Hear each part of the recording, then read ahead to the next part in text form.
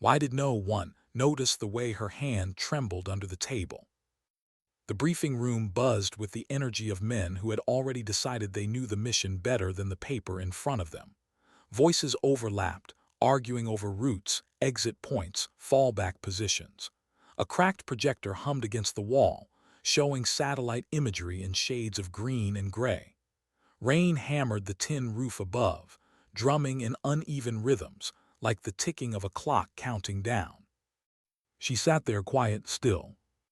A woman in uniform among men, who had stopped hearing her the moment she walked in. They mistook her silence for fear. But it wasn't fear, not tonight. Her fingers curled tight around a pen, pressing it so hard into the paper that the ink smudged. She wasn't writing. She wasn't taking notes. She was holding on to something, holding back, a truth she hadn't spoken. The captain leaned against the map table, voice rough, commanding like gravel breaking glass.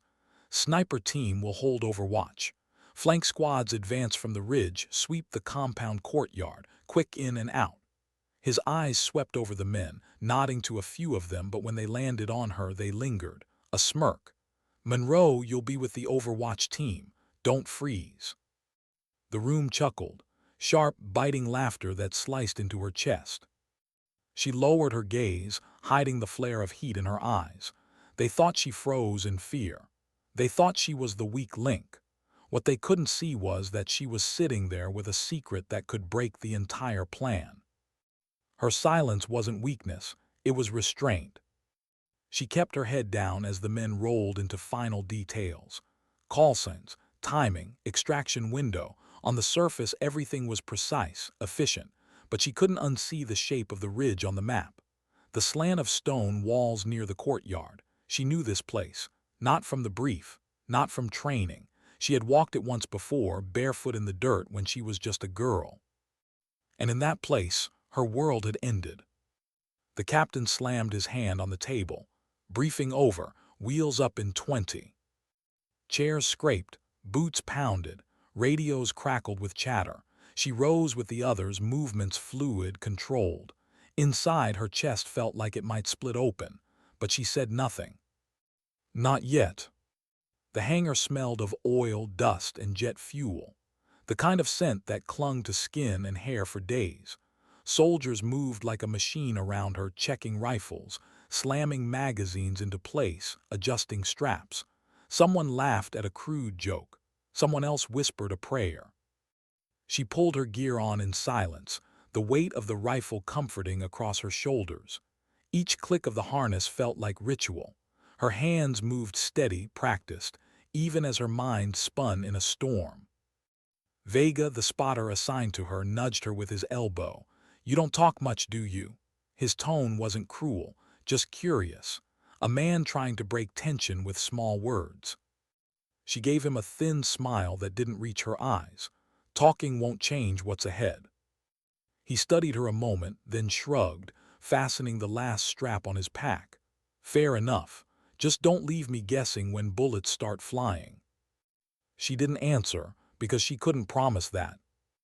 The engines roared to life, shaking the hangar floor. She followed the team up the ramp, every step heavy, her boots echoing in the hollow space. Inside, red light painted the cabin, shadows flickering across hard faces. The men checked and rechecked weapons, mouths set in lines of grim focus. She sat near the back, rifle across her knees, staring at the floor. The metal was cold against her palms. She remembered another floor, cracked stone, smeared with dust and blood. She remembered hiding in the corner of that courtyard as a child, pressing her hands to her ears while men laughed in a language she didn't understand. Her father's voice had been the last sound she heard before silence swallowed him forever. She blinked, pulling herself back. Not now, not here, but the memory was a weight she couldn't shake. The captain shouted over the roar. Remember the plan. We're in and out before they know what hit them. No room for mistakes. The men nodded. Some shouted affirmatives. She stayed silent. Her heart pounded, not from nerves, but from the knowledge she hadn't shared. If she told them what she knew, if she told them this wasn't just a compound but a graveyard waiting to be repeated, the mission would unravel before it began. And she couldn't let that happen, not yet. The aircraft lifted, rattling, slicing through rain and cloud. The hum of the engines filled the silence, broken only by radio bursts and the occasional cough. She sat with her eyes closed, counting breaths. 1, 2, 3. A hand tapped her shoulder. Vega again. His smile was softer this time. First time with this unit. She nodded. It wasn't untrue. "You'll be fine," he said. His tone carried something she hadn't heard much lately, reassurance. "Most of these guys bark more than they bite. Just don't let the captain see you hesitate." She opened her eyes, meeting his. For a second she almost said it, almost told him why hesitation wasn't her problem, why silence wasn't fear, but the words caught in her throat, heavy as stone. She turned away. "I'll be fine." The rain lashed harder against the hull, drowning out anything else he might have said. The aircraft jolted. The pilot's voice crackled through the headset. 2 minutes. The team stood, pulling on helmets, tightening straps. Rifles locked and loaded with metallic clacks that sounded like hammers against steel. She rose with them, movements precise. Every step rehearsed 1,000 times in training, but tonight it all felt heavier, different. The ramp lowered. Rain and wind roared inside, slapping against faces and gear. The night was alive with sound, rotors chopping air, engines screaming, storm howling. And yet beneath it all she heard her own heartbeat. Slow, steady. They dropped into the mud below. Cold water splashed her boots, soaking instantly through her socks. The smell of wet earth mixed with cordite from distant gunfire. The team moved in formation, shadows in the storm. She and Vega broke off, climbing the ridge to find their overwatch position. Each step sunk deep, mud gripping ankles like hands. Her muscles burned, but she pushed on, rifle clutched tight. When they reached the crest, she lay prone, chest pressed to wet ground, scope scanning the compound below. And there it was. The courtyard. Her breath caught. Same walls, same cracks, same stone where her father had fallen. Vega shifted beside her, adjusting his scope. Target in sight. Looks too easy, doesn't it? She swallowed hard, throat tight. "It's bait," she whispered. But the comms crackled with command, pushing them forward. "Proceed. No delays." She tightened her grip on the rifle, knuckles white. The rain blurred the glass, and for a heartbeat she wasn't here anymore. She was small again, hidden in shadow, listening to laughter that wasn't laughter at all. She blinked, the vision cleared, the rifle steadied. But inside her silence screamed. She could stop this. She could tell them everything. Not yet. The first shot echoed before dawn. It came from somewhere far off, not directed at them, not yet. A warning. A reminder that the valley wasn't sleeping, even if the world around it pretended to. The sound rolled over the ridge like thunder, rattling in her bones, vibrating against the mud beneath her. She pressed her cheek tighter against the rifle stock. Through her scope, the compound stretched below, stone walls dark with rain, the courtyard lit only by a flickering bulb that swung in the wind. Beside her, Vega cursed softly under his breath. His voice cracked in the comms, small and human against the storm. "I hate the silence before it starts. It's like the whole world's watching." She didn't answer. She couldn't trust her voice not to betray the tremor building in her chest. Through the glass movement, a figure stepped out into the courtyard, shoulders too square, posture too calm. Wrong, she knew a decoy when she saw one. Her stomach tightened. She whispered, "It's bait." The comms didn't carry her warning, or maybe they ignored it. Command's voice cut through instead, brisk, certain, "Proceed." Green light. Vega adjusted beside her, muttering, "Doesn't feel right." His hands fidgeted with the scope, restless. But when does it ever? Another figure appeared in the courtyard, moving slower, head turning side to side, too visible, too deliberate. She tightened her grip on the rifle, forcing her breath into slow exhales. Her heart wasn't racing because of them. It was racing because she knew this place too well. The crack in the wall by the courtyard's north corner, the drainage ditch along the east side. As a child, she had crouched there, barefoot, hiding in shadows, her small body pressed against cold stone while smoke filled her lungs. The memory hit her like shrapnel. She blinked hard, shaking her head to clear it, refocusing on the scope. Not now, not here. The team below moved forward, boots in mud, rifles at the ready, their silhouettes blurred in rain as they spread out, advancing toward the outer wall. Vega tapped her shoulder, eyes sharp. We cover them until they breach. She nodded, jaw tight. The figures in the courtyard shifted just slightly, hands twitching, bodies angled wrong. She felt it in her chest before she even saw it, an ambush waiting to snap shut. Her finger slid onto the trigger, steady. A man lifted his arm, motioning, not to her team, to someone unseen. She fired. The rifle cracked like lightning, echoing across the ridge. The man dropped instantly, body folding into the mud. Vega exhaled beside her, shaking. Nice shot. But she didn't feel the satisfaction. She didn't feel anything but the familiar weight settling deeper into her chest, because she'd seen this before, years ago. Different men, same place, same cruelty written across their faces. And back then she hadn't had a rifle, she'd only had silence. Now she had both. Gunfire erupted below. Automatic bursts, shouts muffled by storm. The ambush triggered like a trap springing shut. The team hit the dirt, scrambling for cover, answering with their own fire. Tracers lit the courtyard in flashes of red and white, strobing across wet stone. Through her scope she picked off targets methodically. One on the rooftop aiming down, another crouched behind a crumbled wall, each shot precise, controlled.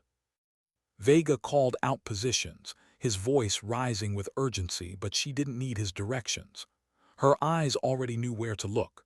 Her body remembered angles, blind spots, places where shadows concealed movement. She had studied this ground as a child without knowing it, and now that memory was a weapon. Still, the knowledge burned. Every corner of the compound carried ghosts. She saw them between flashes of gunfire. Her father's face. The sound of men laughing in the courtyard while she hid, too small to fight, too terrified to move. She steadied her breath, finger pressing again. Another shot, another man down. But with every trigger pull, the line between present and past blurred thinner. The firefight raged on. Time stretched. Minutes dragged into hours, though her watch said otherwise. Rain poured harder, drumming on her helmet, sliding down her neck. Her uniform clung heavy to her skin, mud caking her elbows as she pressed flat against the ridge. Command's voice crackled through comms, strained but insistent. Push through. Secure the compound, no backing down. The men below moved inch by inch, pinned by fire, struggling to advance. She could hear their shouts even without the headset. Raw, human, some cursed, some begged for covering fire. One cried out in pain, silenced too quickly. Vega's jaw clenched tight, his voice clipped as he relayed positions. South Tower, 2 more, take them. She adjusted, fired. Another life ended, another silence swallowed. Her breath came slow, controlled, but inside she felt herself fracturing. She wasn't just killing strangers tonight. She was replaying the night that had carved her life in half. Each shot was a note in a song she hadn't wanted to hear again. But she kept going, because stopping meant betraying not just the mission but him, her father. At one point, Vega's voice softened. You're too calm. She didn't look at him, eyes fixed on the scope. What do you mean? He hesitated. Most rookies, they panic, breathe too fast, miss shots. But you, it's like you've done this 1,000 times. Her throat tightened. She had done it. Not here, not like this, but she had lived inside this silence before, lived in the weight of it. I've had practice, she murmured. Vega studied her profile, rain dripping down his face. He didn't press further, but she knew he saw something, something he didn't understand yet. And she wasn't ready to explain. The gunfire slowed, not stopped but slowed, like the storm itself was growing tired. The courtyard lay littered with bodies, smoke curling from shattered walls. Her team had taken ground, but at a cost. Through the scope, she saw one of them, Miller, limping, blood streaking his leg. Another dragging him toward cover. The captain shouted into the comms, voice hoarse with command.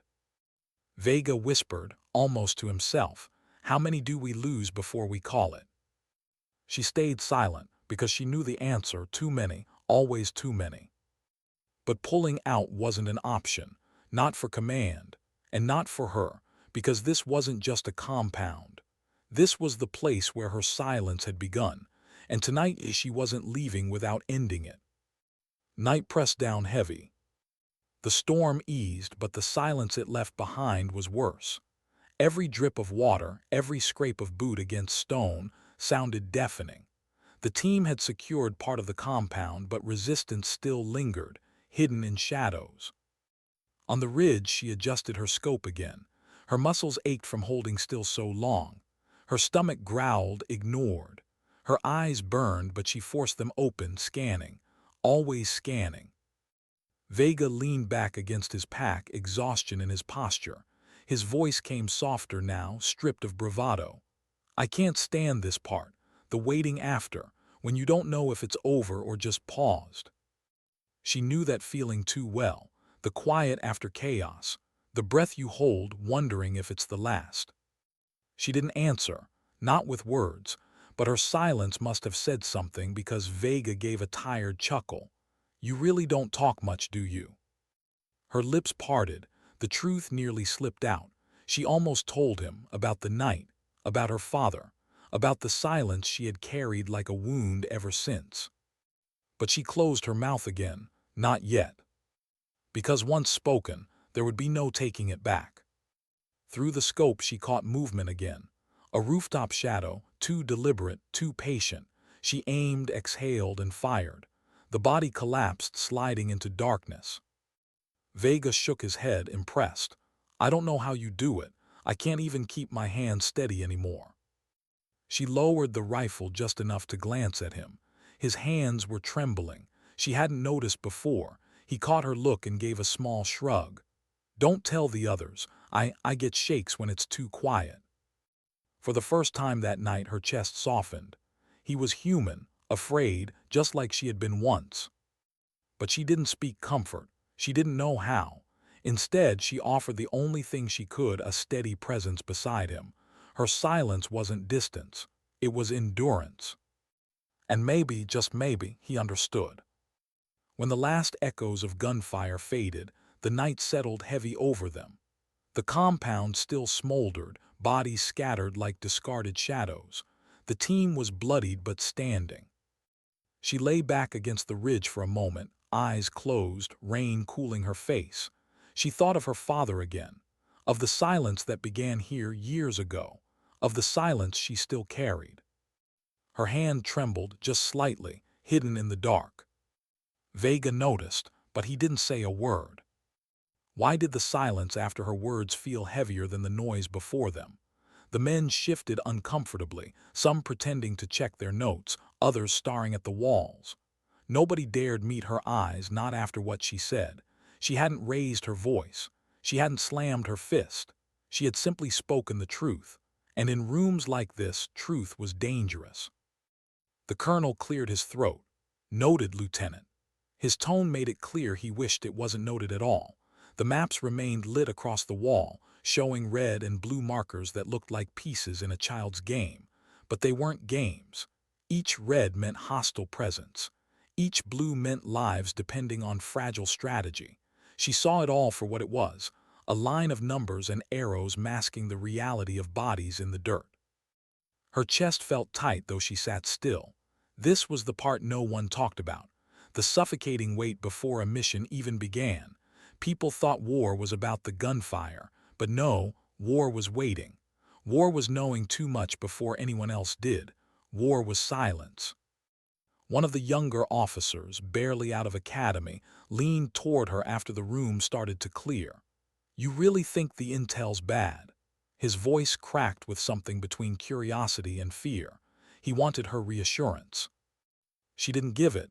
"You ever been to the valley at dawn?" she asked. He shook his head. "Then don't assume the maps will save you." It wasn't cruelty. It was honesty. She walked out before he could respond, boots striking a steady rhythm on the cold tile floor. Each sound echoed against the emptiness. Outside, the night pressed in, thick and endless. But there was something deeper pressing at her ribs, a memory she could never leave behind. The valley, the same one they were sending them into tomorrow. She remembered the smell first, smoke mixed with wet soil. Then the sounds, broken radios, someone calling a name that never got answered. She had walked out of that place once, skin covered in ash and dirt, heart carrying the weight of every soul that hadn't. And now the mission was to go back. She reached the barracks, the hum of fluorescent lights buzzing above her. Soldiers were laughing somewhere in the distance, clinging to jokes as if they were shields. She envied them for a moment, their ability to still laugh, to find light before walking into dark. Inside her locker, folded with precision, lay the photo she never showed anyone. A girl with a soft smile, same eyes as hers but brighter, her sister. She traced the edge of the picture with her thumb, holding her breath as if the paper might dissolve if she let go too soon. Her sister had died in the valley. That was the truth she carried, the one she never told the room. They thought she was questioning strategy. In reality, she was questioning whether anyone else knew what those ridges demanded, whether anyone else had walked out with silence in their chest and ghosts on their heels. She put the picture back gently as if closing a wound. Then she sat on the lower bunk staring at the floor. Her body wanted sleep. Her mind refused it. "Can't shut it off, can you?" A voice came from the doorway. She looked up. It was Ramirez, the kind of soldier who wore his exhaustion like another piece of gear. He leaned against the frame, arms crossed, expression carrying more understanding than words could. "No," she admitted. He nodded. "Yeah, me neither." He stepped inside, sat on the opposite bunk.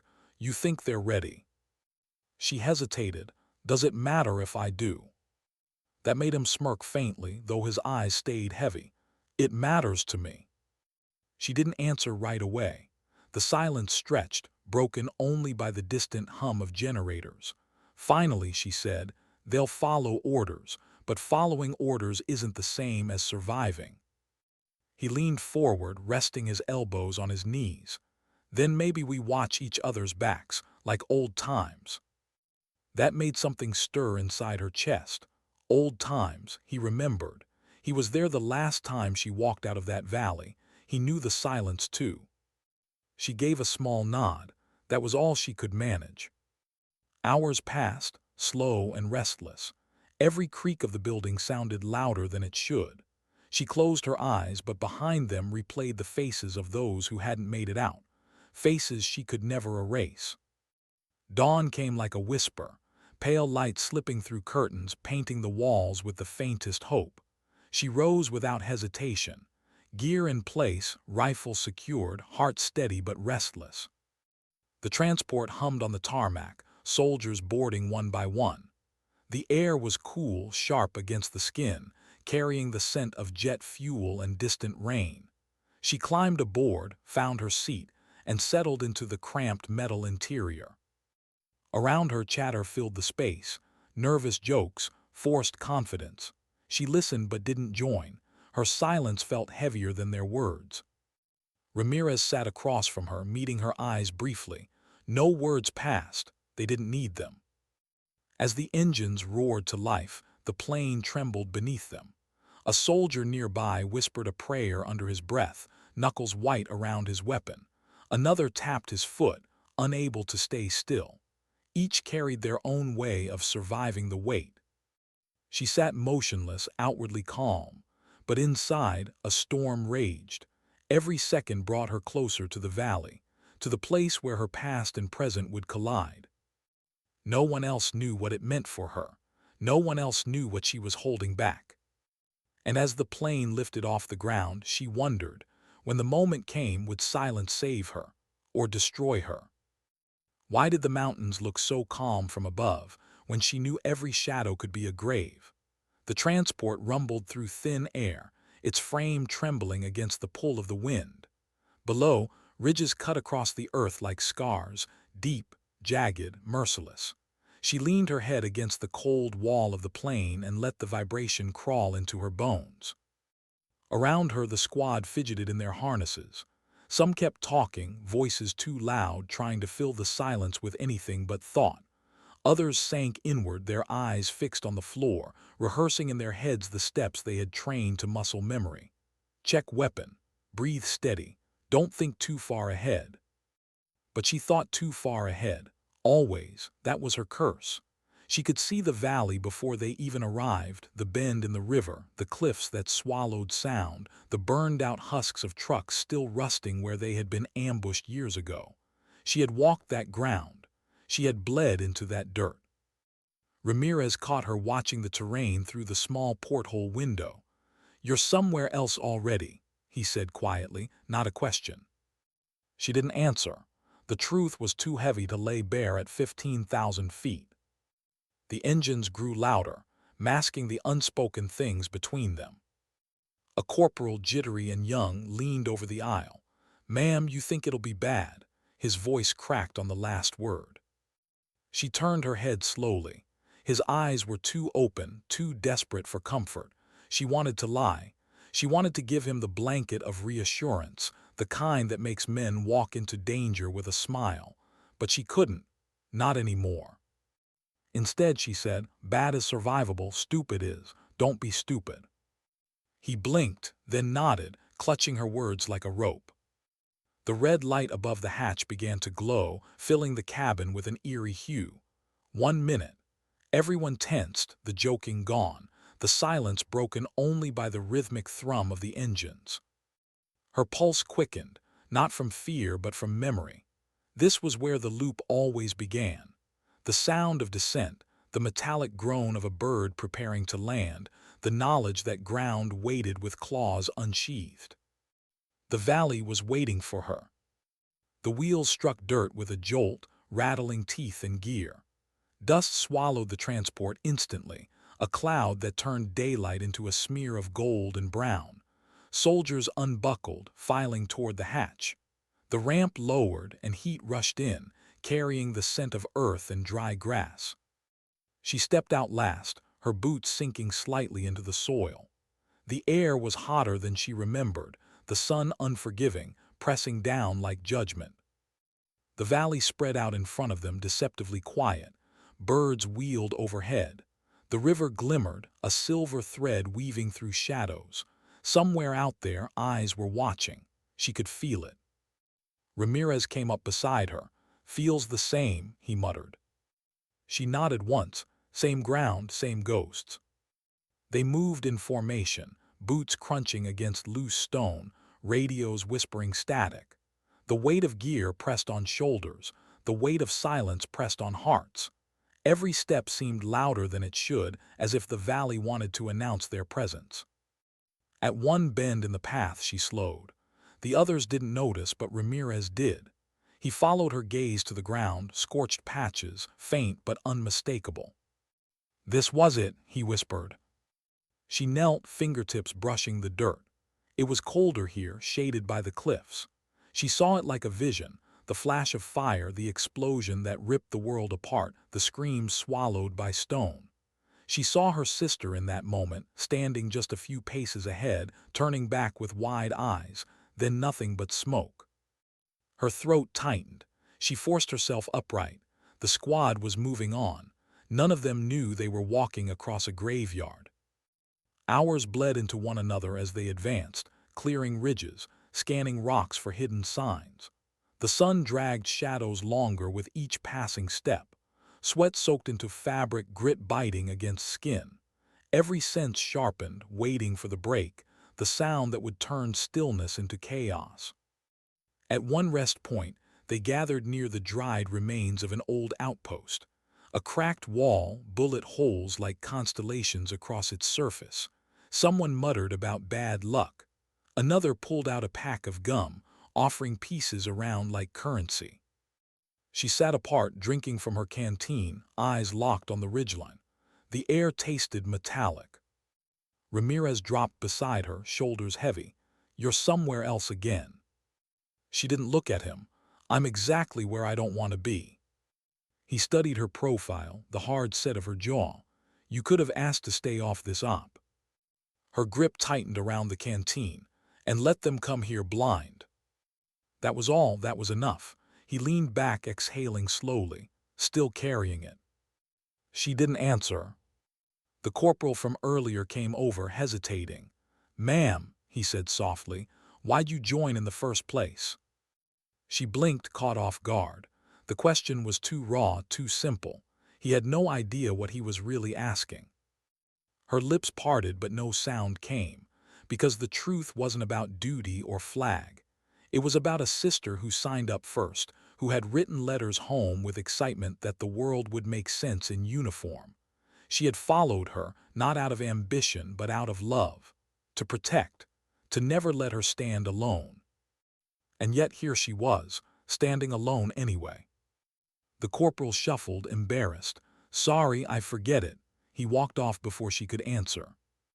Her chest ached. She swallowed it down, staring at the dirt. Some truth stayed buried. Dusk fell with alarming speed. Shadows thickened, wrapping around the valley like old hands. Radios crackled with faint coordinates. A village lay ahead, half abandoned, smoke curling from chimneys like fragile signals of life. The squad prepared to move, weapons checked, eyes sharpened. Her hands moved on instinct, yet her mind drifted. She thought of the letter she'd written last night, folded into the corner of her pack. It wasn't addressed to command. It wasn't to anyone official. It was for her mother. Words she hadn't been able to speak since the day they buried an empty casket.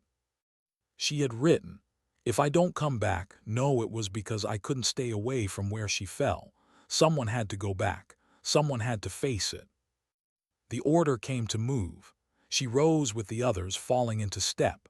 Dust kicked up around their boots, the night carrying a chill now, sharp enough to cut through layers. The village loomed ahead, quiet, too quiet. Ramirez murmured, "Feels wrong." She nodded. It wasn't just wrong, it was familiar. And then it hit her. The silence, not just absence of sound, not the kind that comes when people sleep. No, this silence was curated, deliberate. She had heard it before, the moment before fire erupted from the ridges. Her pulse hammered, she opened her mouth. But what she said next would decide whether they lived, or whether the valley swallowed them whole again. Why didn't anyone else hear it? That silence that wasn't silence at all. Her breath caught as they neared the edge of the village. Fences leaned at strange angles, doors hung loose, but no dogs barked, no children peeked from shadows, no pots clanged in kitchens. Just stillness, wrong stillness. She lifted her fist, halt. The squad froze, boots scuffing to a stop in the dust. Ramirez immediately raised his weapon, scanning rooftops. The corporal, the same one who'd asked her why she joined, stumbled a half step before catching himself, trying to mimic calm. The others looked confused, some annoyed at the pause. "What's the holdup?" the sergeant hissed over comms. She didn't answer. Her ears strained, her heart beating so hard she thought it might drown out the truth she was hearing, or not hearing. The silence wrapped the village like a net. She had felt it once before, the day her sister died. Her throat tightened, she forced her voice steady. "We're not alone." The words changed everything. The squad tensed, eyes darting to every window, every alley. Fingers clenched, rifles tighter. Someone muttered a curse under their breath. The sergeant tried to push back. "Intel said clear." "Intel was wrong," she said, sharper now, eyes fixed on a rooftop shadow. A glint, metal catching the last breath of daylight, her gut clenched. "Down," she shouted. The first shot cracked like thunder. The world exploded. Dust erupted as bullets chewed into stone. The squad dove for cover, the corporal scrambling behind a broken cart, the sergeant dragging another soldier toward a wall. Ramirez was already firing back, muzzle flashes carving streaks through the dusk. Her pulse surged, but her body moved with terrifying clarity. She slid behind rubble, shouldering her rifle. Through the scope, she saw them, figures in the shadows, disciplined, coordinated. This wasn't random resistance.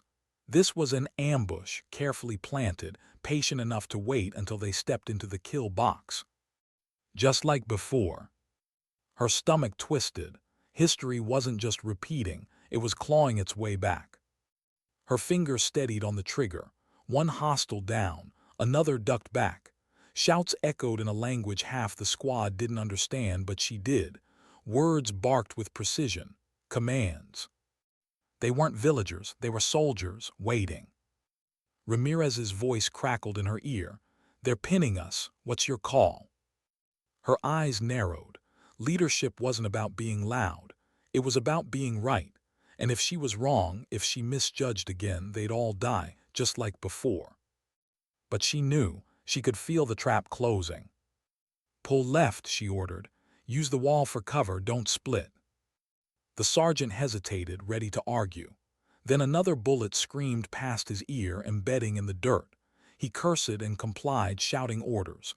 The squad shifted, clumsy but alive. Her scope tracked movement. A rooftop figure leaned out, preparing to fire at the corporal, the same boy who had asked her why she joined. Her pulse spiked. She fired first. The figure fell, arms slack.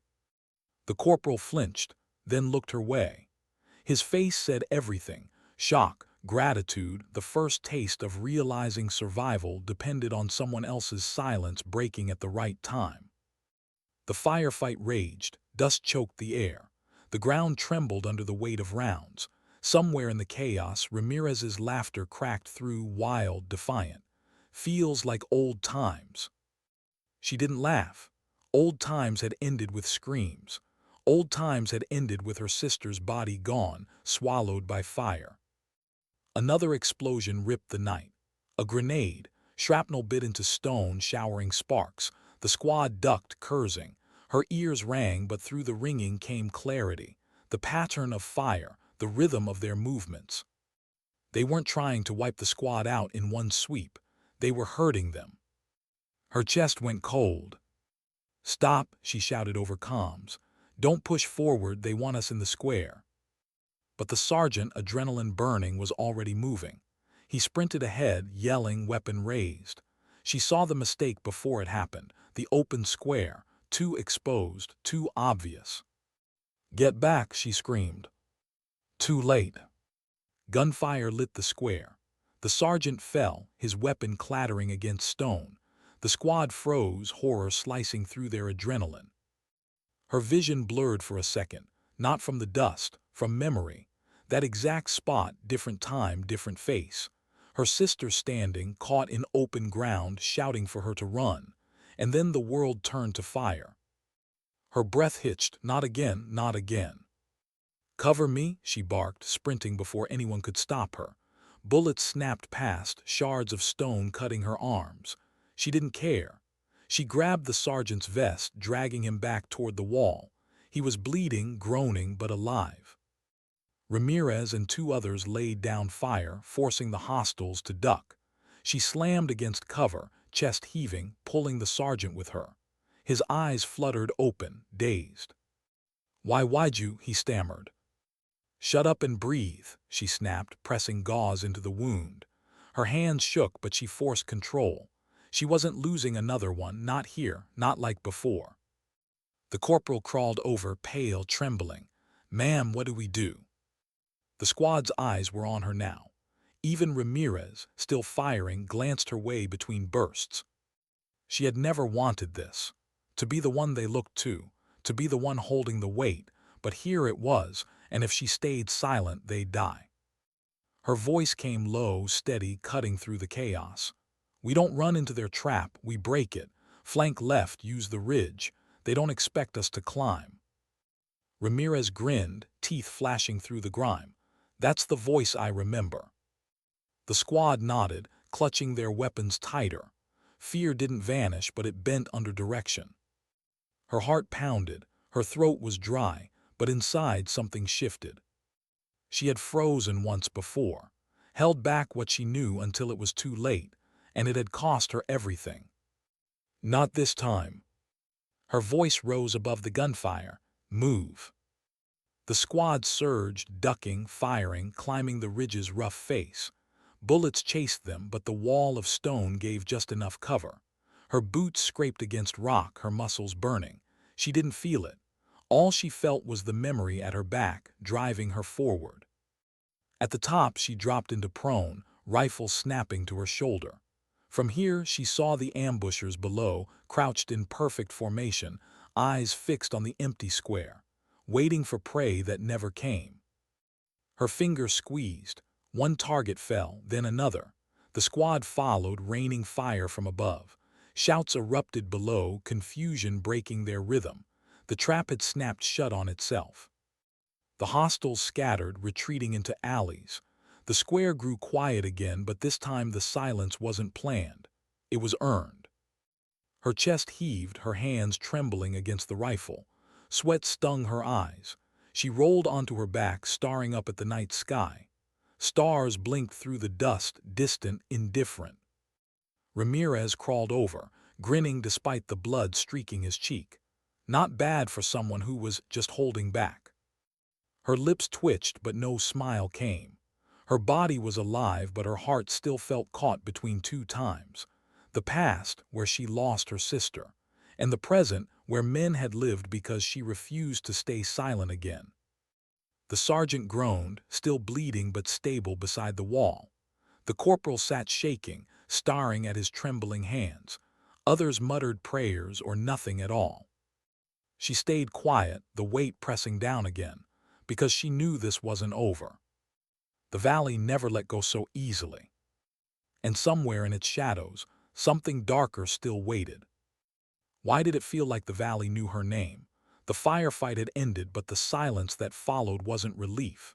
It was heavier, thicker, as though the ridges themselves were leaning in, listening. She lay on the ridge, her chest rising and falling, eyes fixed on the sky, but her mind was already searching for the next move. Valleys like this didn't just let you walk away. They demanded something in return. Ramirez's voice cut through the stillness. They weren't just shooting at anyone. That was too organized, too personal. He spat blood into the dirt and wiped his mouth with the back of his glove. Her gut clenched. She hadn't said it out loud yet, but she felt it too.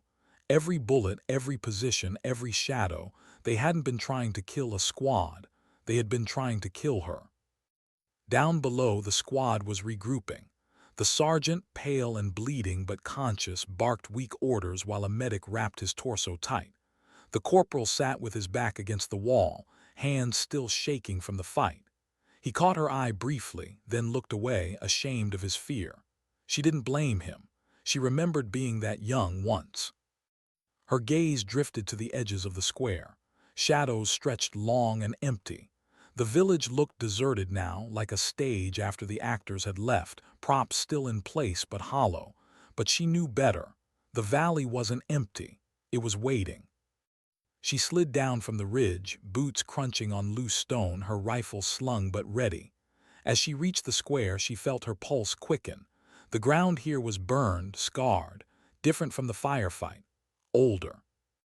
Her throat went dry. This was where her sister had fallen. She stood still, staring at the dirt, and for a moment the world tilted. The sounds around her faded, the murmur of soldiers, the hiss of the medic's bandages, even Ramirez muttering under his breath. All she heard was memory, a voice shouting her name, then silence. Her knees felt weak. She forced herself upright, jaw locking tight. Not here, not now. Ramirez stepped closer, studying her face. He didn't ask, he didn't need to. His eyes softened, but his voice stayed sharp. "We can't stay in the open. They'll regroup." She nodded, grateful for the anchor. Ridge line, higher ground. They moved out. The squad followed, weapons ready, breaths ragged but steady. No one spoke of the sergeant's mistake or her sprint into the square. That was how it worked. You didn't speak of what almost broke you. You just kept moving. The climb was slow, muscles screaming with fatigue, gear dragging them down like weights. Every step was a negotiation with gravity. The night deepened, moonlight spilling silver across the rocks. Halfway up, the corporal whispered, "Ma'am." She glanced back. His voice shook, but he pushed the words out. "Why you pull him back? The sergeant, you didn't have to." Her chest tightened. She could have given the easy answer, because that's what leaders do, but the truth was sharper. She hadn't been able to save her sister. She wasn't about to leave another body in the dirt. She swallowed, because sometimes it's not about orders, it's about not letting the valley take one more. He looked at her for a long moment, then nodded. Something steadied in his eyes. They reached the ridge near midnight, setting up a temporary position. The medic worked in silence. Ramirez checked ammo. The others tried to rest in short, shallow breaths. But she stayed awake, crouched at the edge, eyes scanning the valley below. That's when she saw it. A faint glimmer, not gunmetal, not glass. Something buried half in the dirt near the village square. Something she knew too well. Her blood went cold. She whispered into comms, "Ramirez, you see that?" He followed her gaze, squinting. "Looks like a tag." Her lungs tightened, dog tags. And she knew whose they were. Her sister. Her heart slammed in her chest, harder than any firefight had ever made it. The valley wasn't just waiting.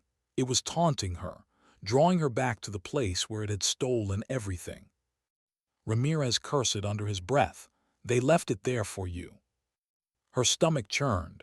He was right, this wasn't coincidence. The ambush, the silence, the tag glinting under the moonlight, they had staged it all for her. But why?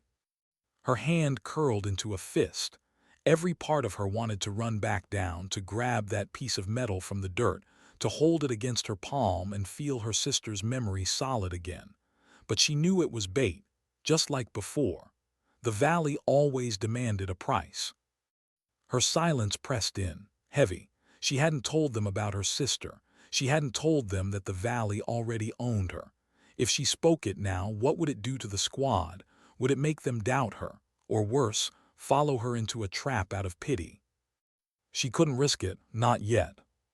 She turned away, forcing her voice steady. "Rest in shifts, we move at dawn." Ramirez didn't argue, but his eyes lingered on her, searching. The night dragged on, thick with unease. She lay with her back against the rock, rifle across her chest, but her mind wouldn't rest. She kept seeing the tag glinting, kept hearing her sister's voice. And underneath it all, a question pulsed like a wound. Why had they left it for her? When sleep finally came, it was shallow, fractured. Dreams of fire, of ash, of hands slipping away. Dawn arrived too soon. The squad packed quickly, faces drawn and pale. The sun painted the valley gold, but its beauty felt cruel. As they prepared to descend, Ramirez stepped close. His voice was low, careful. "This isn't random, is it?" Her throat locked. She wanted to lie. She wanted to tell him it was just war being war. But his eyes held hers, steady, unblinking. "No," she whispered. He nodded once, "Then we plan for worse." The squad started moving again, unaware of the storm waiting in the shadows. She followed, her heart heavy, her silence louder than any gunfire. Because deep down, she knew the valley wasn't just calling her back. It was calling her out. And when the truth finally broke, it wouldn't just be hers to carry. Why did she stay seated when the order came to stand? Everyone else rose immediately. Boots scuffed against the floor, chairs scraped, and rifles shifted as the platoon moved to attention, but she remained still. Her hands pressed flat against the table, her breath shallow. A silence spread, sharp enough to be noticed. The captain's eyes narrowed, a flicker of irritation breaking through his usual mask.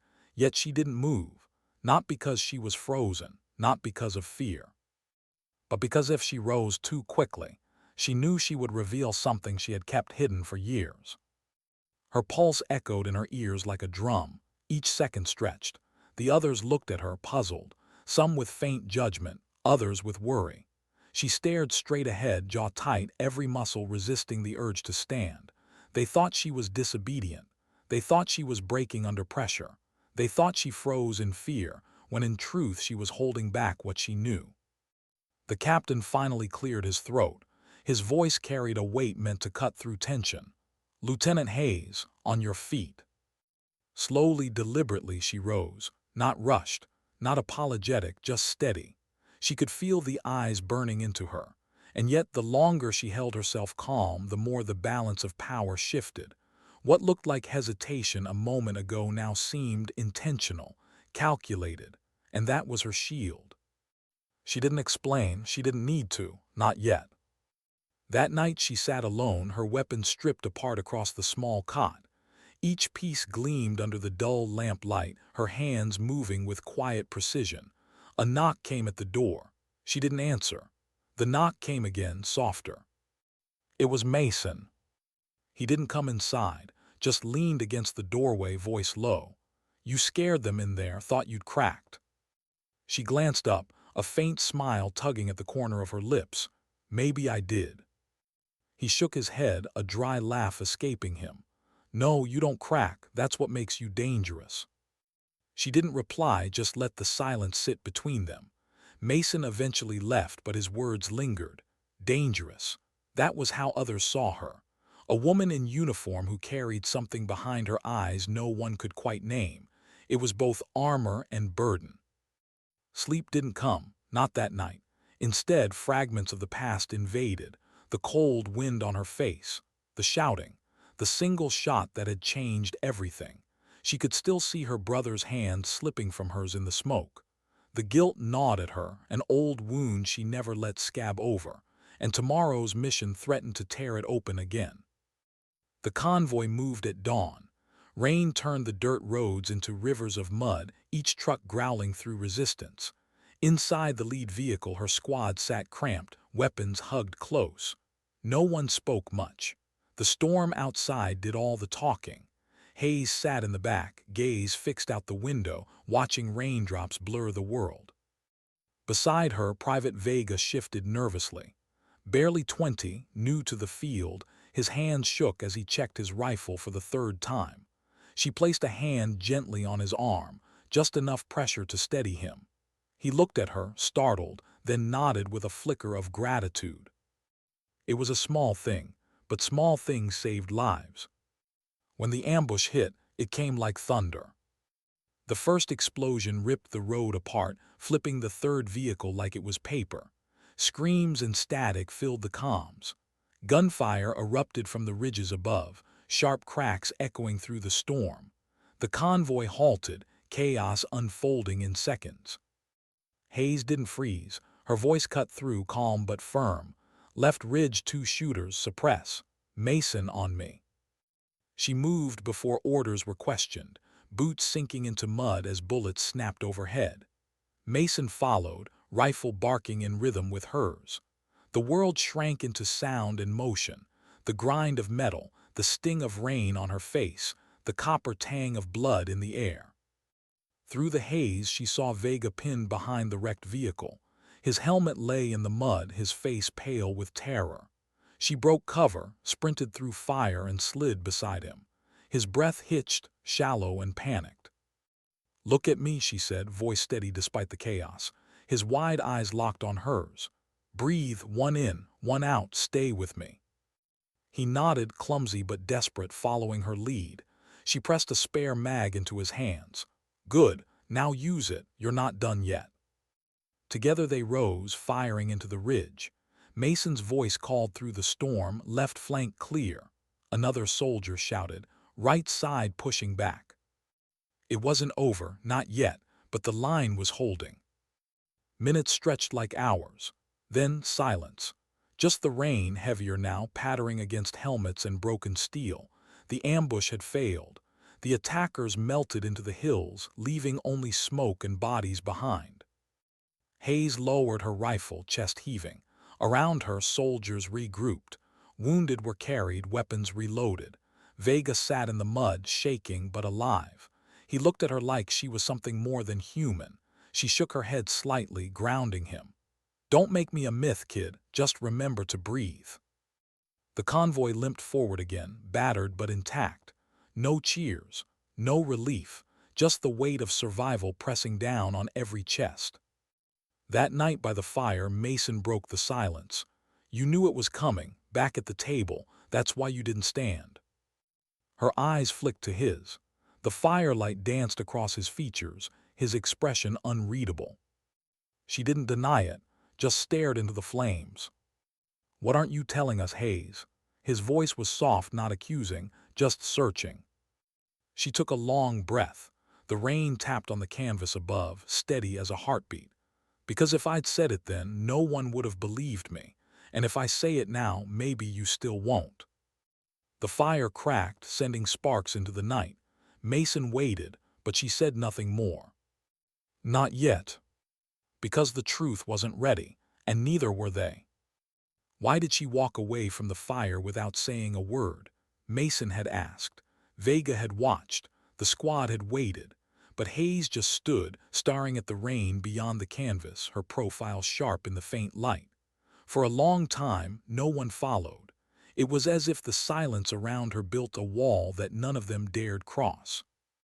Out in the storm, the mud sucked at her boots. The rain washed the grime from her face, but not the weight from her shoulders. She tilted her head back, eyes closed, letting the cold drops strike her skin. It was grounding, painful even.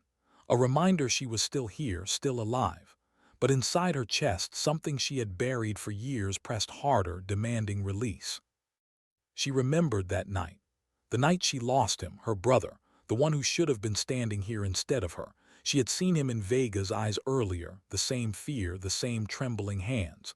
Back then she hadn't been fast enough. She hadn't been strong enough. The shot had come from nowhere, and in seconds he was gone. No chance to pull him out. No last words. Just silence and the echo of her own scream swallowed by gunfire. And that guilt had followed her into every briefing, every mission, every choice. It was the reason she never froze. The reason she never let anyone slip away without a fight. They thought she was fearless. But really, she was terrified of failing someone again. Behind her, footsteps approached. Mason, she didn't turn. "You can't carry it forever," he said. His voice was low, almost lost in the rain. "I don't have a choice," she replied. The words cracked, more fragile than she meant them to be. He stepped closer, not too close, just enough that she could hear the steadiness in his breathing. "Yes, you do. You can let us carry some of it. That's what a squad is for." She wanted to believe him. She wanted to let go. But every time she tried, the image returned, the hand slipping from hers, the silence afterward. Some things weren't meant to be shared. Some weights, she thought, were hers alone. The mission wasn't over. They still had miles to cover, objectives to meet. But everything felt different now. The squad moved quieter, tighter, like they finally realized the thin line they all walked. Vega stuck close to her side, still shaken but steadier than before. He watched her in a way that reminded her of how she once looked at her brother, like he believed she'd never let him fall. That faith was heavier than any pack on her shoulders. Days blurred. Patrols, checkpoints, brief firefights in villages where children hid behind cracked doors. Each step felt like walking across a tightrope above an abyss. But Hayes carried them through, one choice at a time, one breath at a time. Then came the final operation. The one command had been building toward, a compound hidden in the hills. Intelligence said it housed more than weapons, plans, names, connections that stretched beyond borders. Taking it down could change everything. The approach was silent. Night vision cast the world in eerie green. The air was thin, sharp in her lungs. Each footfall sank into dust. At the outer wall, she raised her fist, halting the squad. A dog barked in the distance. Then silence. She counted breaths. 1, 2, 3, then moved. The breach was fast. Explosions, shouts, gunfire tearing the night apart. Inside, rooms blurred together, shadows, flashes, screams. Hayes led through it, rifle up, voice sharp and clear. Then she froze. Not from fear, but recognition. Down one narrow hall, through smoke and chaos, she saw a face. Older now, hardened but unmistakable. The man who had pulled the trigger that night. The man who had taken her brother. For a moment time stopped. The sounds of battle dimmed. All she heard was her own heartbeat pounding against her ribs. Her rifle locked on him, finger tight against the trigger. One pull and the past would be rewritten. One pull and the ghost that haunted her would finally rest. But she didn't shoot. Not yet. Because in that same heartbeat, Vega stumbled into the hall, wide-eyed, caught in the crossfire. And the choice came clear, past or present, revenge or protection. Her chest ached, her breath caught, and then she moved. She shoved Vega down, took the shot not at the man but at the shadow behind him. Another fighter, hidden, rifle aimed at the kid's head. The bullet struck true. Vega gasped, alive. By the time she looked back, the man was gone, vanished into the smoke. Her knees nearly buckled. The rage burned inside her, clawing for release, but she swallowed it. Because one truth cut sharper than vengeance. Her brother was already gone. Vega wasn't. And maybe, just maybe, saving him was enough. The compound fell. Files were secured. Prisoners taken. By dawn, the hills were silent except for the hum of extraction helicopters. On the ride back, no one cheered. No one spoke of victory. They just sat, hollow-eyed, each carrying their own ghosts. Vega leaned against her, too exhausted to hold himself up. She let him. For once, she didn't pull away. Back at base, Mason found her alone again, staring at the horizon. "You let him go," he said, not a question. She nodded faintly. "I had to." "Why?" She took a long breath, words slow, heavy. "Because if I killed him, it would have been for me. But saving Vega, that was for someone else. That was enough." Mason studied her, then gave the smallest nod. No judgment, just understanding. Days later, when the squad was rotated home, Vega left her a note. Just one line, scrawled in messy handwriting. "You didn't just save me. You gave me back my breath." She folded it carefully, tucked it into her pack, not as a trophy, but as a reminder. Years would pass. Missions would come and go. Names would fade, but some things stayed. The rain, the silence, the choices. And sometimes dignity doesn't speak. It simply acts. The screen would fade there, the rain still falling. Her silhouette alone, yet unbroken. A moment suspended in time. A silence that lingers.